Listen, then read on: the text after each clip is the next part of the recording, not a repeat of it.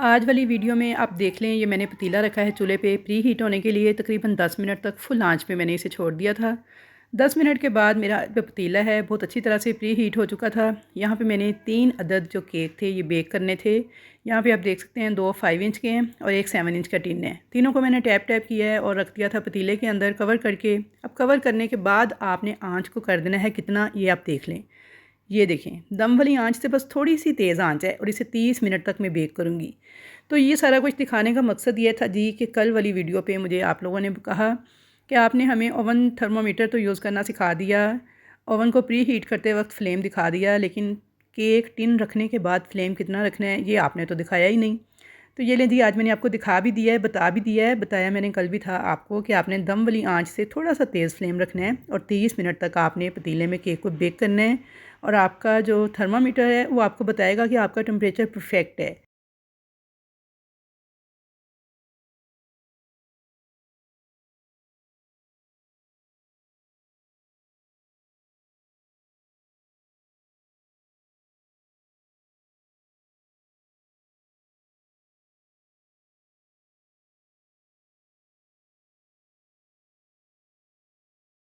क्योंकि मेरा तो एक्सपीरियंस हो चुका है, आप भी जब काम करेंगे तो आहिस्ता आहिस्ता आपको भी तजर्बा हो जाएगा।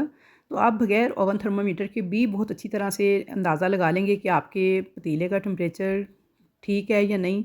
लेकिन ये है कि अगर आपके पास ओवन थर्मामीटर हो तो उससे ये आसानी हो जाती है कि कम से कम आपका जो टेम्परेचर है ना वो मेंटेन रहता है। टेम्परेचर मेंटेन रहेगा तो आपकी बेकिंग परफेक्ट होगी। अच्छा, यहाँ पे देखिए, ये मेरे पास केक था, एक 2 पाउंड केक का ऑर्डर था। इसके ऊपर ये डोल बनानी थी फॉन्डेंट की, साथ में फॉन्डेंट बॉल थे, कुछ फ्लावर्स थे और कुछ ये पिक्चर्स थे बटरफ्लाइज़ की। ये सारी मैं अटैच कर रही हूँ, इस केक की मैं असेंबलिंग कर रही थी। तो मैंने सोचा चलें आपके साथ ये भी शेयर कर दूँ। तो आज मेरे पास टाइम बिल्कुल नहीं था, ऑर्डर्स भी थे, साथ में मुझे अपने कुकिंग चैनल के लिए भी रेसिपीज़ अपलोड करना थी, कुछ वीडियो शूट करना थी, जिसकी वजह से इस केक की एक डिटेल वीडियो जो है ना वो मैं नहीं बना सकी। लेकिन मैंने सोचा चलें असेंबलिंग करते हुए मैं आपको दिखा देती हूँ कि किस तरीके से आपने फॉन्डेंट के टॉपर्स को क्रीम केक के ऊपर अटैच करना है। व्हिप्ड क्रीम केक था ये 2 पाउंड का। और केक को फाइनल कोट करने का तरीका, केक को क्रम कोट करने का तरीका, उसके अलावा केक के अंदर फिलिंग कैसे करते हैं, ये सारी चीज़ें मैं आपको पहले सिखा चुकी हूँ। अगर आपने वो वीडियोस नहीं देखी तो अब जाके मेरी प्लेलिस्ट में से बेकिंग क्लासेस के नाम से जो वीडियोस हैं वो वॉच करें। तो उसमें cake sponge, cake frosting, cream को विप करने का तरीका, केक को क्रम कोट करने का तरीका एंड केक को फाइनल फ्रॉस्टिंग करने का तमाम तरीके जो उनसे हैं तमाम वीडियोस में मौजूद हैं। आप वहाँ से बहुत कुछ सीख सकते हैं। अब जाके एक बार उसे विज़िट करें। अच्छा जी, यहाँ पे देखिए, ये केक की फ़ाइनल लुक थी, कैसा लग रहा है कमेंट सेक्शन में मुझे बताइएगा। और ये था दूसरा केक, इसकी भी फ़ाइनल लुक आप देख लें।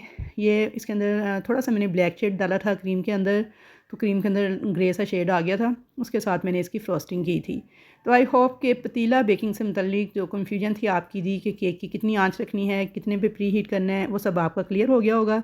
तो चले जी, यहाँ पे 30 मिनट हो गए थे, अब केक को चेक कर लेते हैं।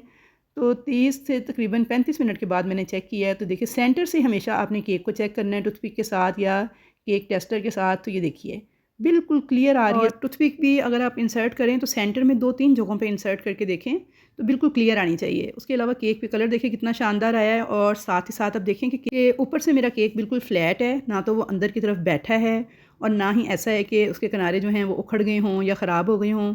बिल्कुल इक्वल और इवन केक जो है बेक हुआ है। तो ये सारी चीज़ें कब होंगी, जब आप टेम्परेचर को मेंटेन करना सीखेंगे।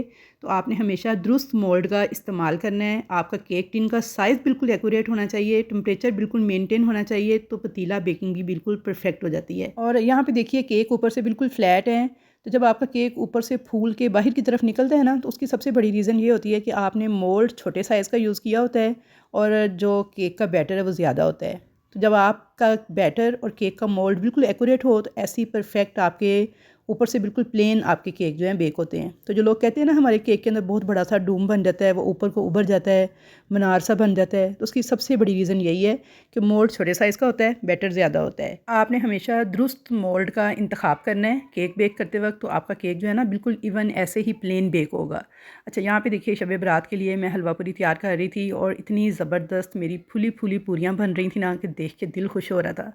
तो आप भी अगर ऐसी ही ज़बरदस्त किस्म की हलवा पूरी बनाना सीखना चाहते हैं तो मेरा जो कुकिंग चैनल है रज़िया का किचन, उसे विज़िट कीजिएगा। वहाँ पे आपको ज़बरदस्त किस्म की पूरी बनाने की ये रेसिपी भी मिल जाएगी, जो कि बड़ी ऑथेंटिक और बड़ी एक्यूरेट बन के तैयार होती हैं। और इतनी बेहतरीन ये हलवा पूरी की रेसिपी है ना कि बस आप इसे मिनटों में तैयार कर लेंगे, और पहली बार भी बनाएंगे ना तो ऐसी ही फूली फूली परफेक्ट नरमो मुलायम पूरियाँ, साथ में ये मज़ेदार से चने बन के तैयार होते हैं। तो यहाँ पे मैं कुकिंग चैनल के लिए वीडियो रिकॉर्ड कर रही थी, तो सोचा चलें आपको भी दिखा दूँ नरमो मुलायम पूरियाँ। कमेंट करके बताएं कि कैसी लगी आपको। इंशाल्लाह मुलाकात होगी आपसे। अल्लाह हाफ़िज़।